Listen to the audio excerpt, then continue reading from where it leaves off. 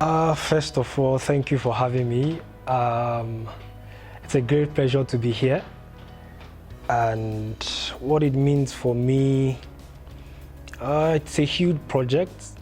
The Mees Palace Football Academy project is a massive one, and I feel honored to have the opportunity to come and contribute in my own way to the project to ensure that the goals and the objectives of the academy are achieved and even surpassed. I started following the academy on social media platforms since about 2018 or 19, and I've been very impressed from what I've seen. It was clear that this was a different academy. It was cut from a different cloth, not the usual stuff we usually have in Nigeria here. So it was very impressive that there was an academy trying to do something different in a unique way and trying to help young talented kids to develop and improve their game, and as well also pay attention to their education as well.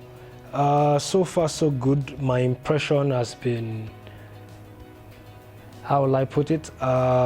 Basically what I've met is what I was expecting. The standards are very high. The facilities are good, the equipment, the players, the organization, the people. Early days, but I've really been impressed so far with what I've seen.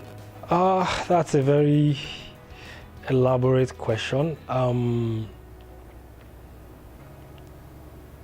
First, I believe when you're working with young players, their development and their enjoyment of the sport is key. So for me, it's about creating an environment where the players enjoy coming to play, they enjoy coming to train, they enjoy their games because we create a positive culture and environment around them. And I also like to try to influence that players have excellent decision-making skills, but that players are also very technically efficient on the ball, that they can use and do as they please with the ball, players that are confident, players that are creative.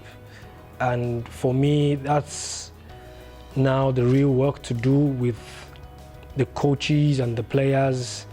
How do we help them in the best way possible to develop? Because at the end of the day, they are the major reason why we are here. They are the main objective for the academy.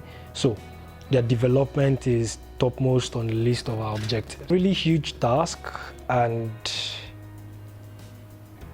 I don't take anything for granted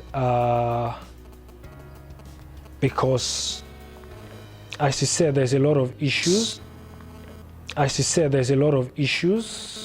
Generally in the Nigerian football ecosystem, and we have to ignore those problems, and we have to create our own world where we aim to do things the best way possible, and we want to work and be able to influence players with the same way that it can be gotten at the highest levels of the game. So to create that here is going to be a huge challenge, but it's one I'm looking forward to.